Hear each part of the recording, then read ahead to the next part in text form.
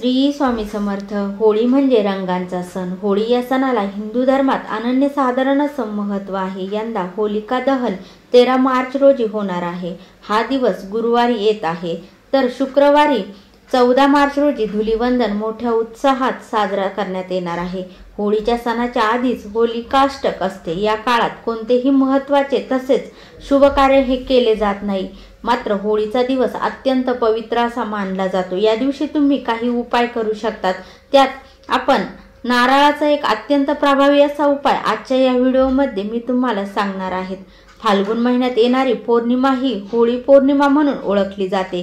महाराष्ट्रासह देशभरात होळीसह मोठ्या उत्साहात होळी साजरी केली जाते। बघा, तुम्ही आर्थिक अडचणीत असाल आणि घरात पैसा टिकत नसेल, आलेला पैसा हा कोणत्या ना कोणत्या कारणाने घराबाहेर निघून जात असेल, तर होळीच्या दिवशी केल्या जाणाऱ्या उपायांविषयी धर्मशास्त्रात माहिती देण्यात आले आहे। काही उपाय हे विशिष्ट तिथीला केल्यास त्यांचे आपल्याला उत्तम असे चांगले फळ मिळते असे सांगण्यात आलेले आहे। तर होळीच्या दिवशी रात्री आपण हा जो उपाय आहे तर तो करायचा आहे। तुम्हाला दुःख दारिद्र्यापासून स्वतःची तसेच आपल्या कुटुंबियांची सुटका करायची असेल तर तुम्ही होळीच्या रात्री हा उपाय करू शकतात। होळी पौर्णिमेच्या रात्री महालक्ष्मीला प्रसन्न करण्यासाठी तुम्ही उपाय करू शकतात। मात्र हा उपाय करताना आपल्याला त्याची काळजी घ्यायची आहे, जेणेकरून तुमच्यावर माता लक्ष्मी नाराज होणार नाही। होळीच्या दिवशी होलिका दहन झाल्यानंतर तुम्हाला हा जो उपाय आहे तर तो करायचा आहे। त्यासाठी 1 रुपयाचे नाणे आणि तुम्हाला 1 नारळ लागणार आहेत। हा उपाय तुम्हाला तुमच्या घराजवळ किंवा आजूबाजूला कुठे होळी पेटलेली असेल तर त्या होळीजवळ तुम्हाला करायचा आहे।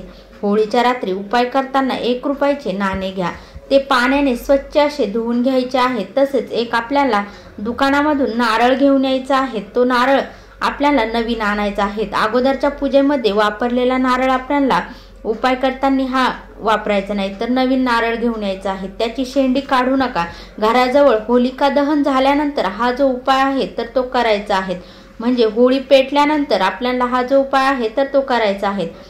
उपाय करण्यापूर्वी होळीची विधिवत पूजा करावी, नंतर होळीला नैवेद्य दाखवावा, नंतर आपण घरी यायचे आहेत। होळीची पूजा करून घरी या। नारळावर 1 रुपयाचे नाणे ठेवा। त्यानंतर नारळ हातात घेऊन आपल्या घराच्या मुख्य दरवाजासमोर उभे राहायचे आहेत आणि यानंतर नारळ आपल्या घरावरून 7 वेळा उतरवून घ्यायचा आहे किंवा ओवाळून घ्या। त्यानंतर नारळ हा आपल्या घराजवळ जिथे कुठे ही होळी पेटलेली असेल तर त्या होळीमध्ये आपण हा नारळ आणि 1 रुपयाचं जे नाणं आहे तर त्या होळीमध्ये आपल्याला टाकायचं आहे। होळीच्या दिवशी हा उपाय करताना मन स्वच्छ ठेवा। मनात कोणताही वाईट विचार आणू नका। हा उपाय केल्याने तुमच्या मागील इडापिडा दूर होईल, तुमचे दुःख दारिद्र्य क्षणात दूर होईल। हा अत्यंत सोपा आणि प्रभावी असा उपाय आहे। तर तुम्ही होळीच्या दिवशी हा जो एक उपाय आहे तर तो अवश्य करा। तुमच्या घरामध्ये लक्ष्मी ही अखंड नांदेल, घरातून गरिबी ही कायमची निघून जाईल। व्हिडिओ आवडल्यास लाईक, शेअर, कमेंट करा। चॅनलवरती नवीन असाल तर चॅनलला सबस्क्राईब करा। श्री स्वामी समर्थ। जय जय स्वामी समर्थ।